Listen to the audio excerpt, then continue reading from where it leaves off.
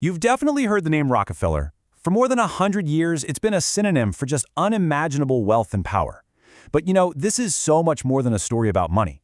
It's really a story of how one family built an empire with just ruthless, cold efficiency, faced total public ruin, and then somehow engineered one of the most brilliant redemption campaigns in history, completely rewriting their own legacy along the way. So let's break down exactly how they pulled it off. And it all kicks off with one man, John D. Rockefeller Sr. This quote, which people often attribute to him, well, it just perfectly captures the whole mindset that built his fortune. See, it wasn't just about working hard. It was about seeing angles and creating systems that nobody else could, or frankly, nobody else dared to. All right, so in this explainer, we're going to tackle the 4 big acts of the Rockefeller saga. First up, how they forged that empire. Second, the insane public backlash that almost brought it all crashing down. Third, the brilliant strategy they used to rescue their legacy. And finally, the financial masterstroke that made their dynasty last forever. So let's dive right in at the beginning. Back in the mid-1800s, America strikes oil, and it is pure, wild chaos. But Rockefeller, he saw this chaos not as a problem, but as the ultimate business opportunity. He realized the real money wasn't in drilling a lucky hole in the ground. It was in controlling everything that came out of it. And this right here, this really gets to the heart of Rockefeller's genius. I mean, while everyone else was out in the Pennsylvania oil fields basically gambling, you had wildcatters hitting gushers, prices crashing from $20 a barrel to just pennies, Rockefeller saw a totally different path. He focused on refining, turning that raw, messy crude into a uniform, reliable product, kerosene. And he believed that whoever could bring order to refining could control the entire industry. And to seize that control, he came up with a secret weapon, the South Improvement Company. This thing wasn't just a business deal. It was a conspiracy. Rockefeller and a few buddies colluded with the major railroads to get these huge, secret discounts, they were called rebates, on shipping their oil. But here's the truly ruthless part. Their competitors didn't just have to pay full price, no. A portion of their shipping fees was actually kicked back to Rockefeller's company. They were literally, unknowingly, paying to put themselves out of business. It was a system designed to make competition mathematically impossible. The effect was just immediate and brutal. This scheme led to what historians now call the Cleveland Massacre. Faced with these impossibly high shipping costs and the threat of total ruin, rival refiners had no choice but to sell out to Rockefeller, and often for just pennies on the dollar. In just 6 weeks, he took over nearly every single competitor in the city. And the result of this whole strategy? Absolute dominance. Within a decade, Standard Oil had a complete stranglehold on the entire American oil industry, controlling something like 90% of all refining. Think about that. It was a monopoly on a scale and with a power that the country had never, ever seen before. Rockefeller had brought his order to the chaos, but it came at a massive cost to his rivals.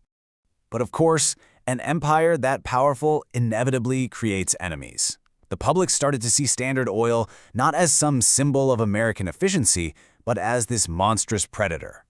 And pretty soon, all that outrage found a voice in a journalist who had a very, very personal score to settle. Her name was Ida Tarbell, and for her, this was personal. She had grown up in the oil fields of Pennsylvania and literally watched as her own father's small business was crushed by Rockefeller's secret railroad deals. Fueled by this history, she spent years just meticulously investigating Standard Oil. And her 19-part series exposed everything, every secret deal, every predatory tactic, every railroad conspiracy. Now, Tarbell's work didn't just make a splash, it basically lit a fire under the whole country. Her series was a national sensation. Soon, you had newspapers running political cartoons depicting Standard Oil as this giant octopus with its tentacles wrapped around the nation. Public outrage just exploded, and politicians, including President Theodore Roosevelt, they had to take notice. The federal government finally sued Standard Oil, and the case went all the way to the Supreme Court. So in 1911, the verdict comes down. The Supreme Court rules that Standard Oil is an illegal monopoly, that it's in restraint of trade, and they order it to be dismantled. The largest corporation in the world was about to be shattered into 34 independent pieces. It really looked like the end of the empire. But here's the ultimate irony, the part you just can't make up. The breakup didn't ruin Rockefeller. It made him exponentially richer.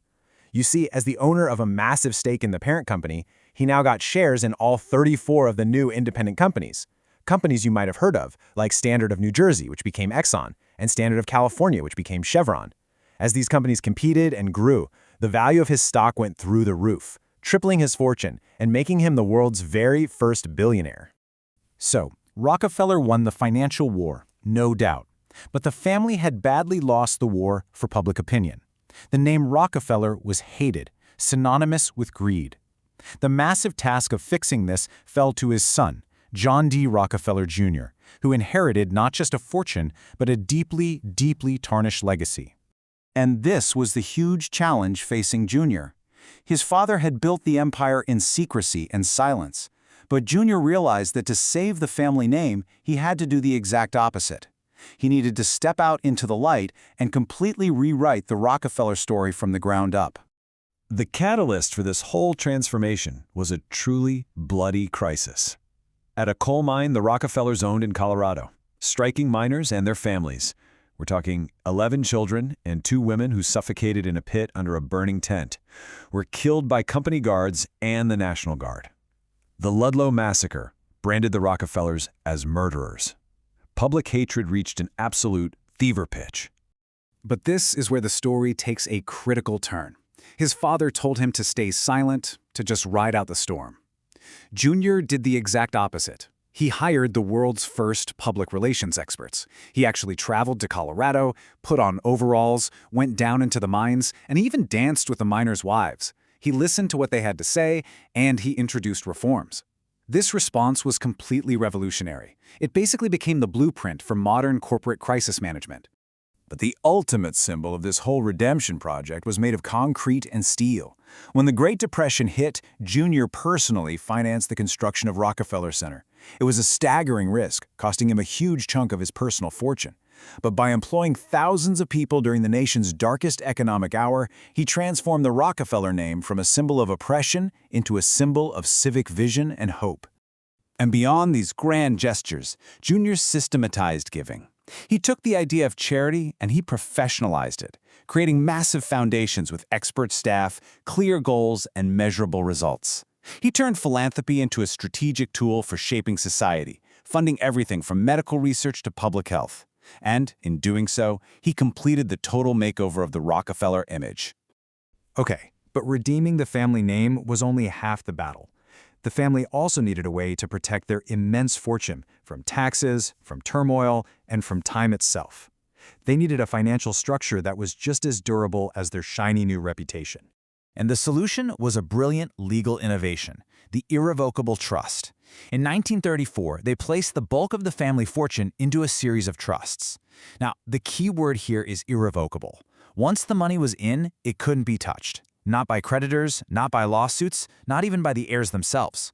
It was a financial fortress designed to be untouchable from the outside and indestructible from the inside, with all the assets managed by professionals forever. The design of this system was nothing short of genius. The trusts were set up to skip generations, which meant the massive 40% estate tax wasn't triggered every single time someone died. That alone preserved billions over the years. It also protected the family fortune from being squandered by a reckless heir or lost in a messy divorce. It ensured the core wealth would grow conservatively forever, just spinning off a steady income for hundreds of descendants while keeping the family's financial power totally intact. And the outcome of this strategy is just staggering. The Rockefeller dynasty has now survived for 7 generations, which is an incredible rarity for great fortunes. Their collective wealth today is estimated at around $10 billion, with their foundations controlling billions and billions more.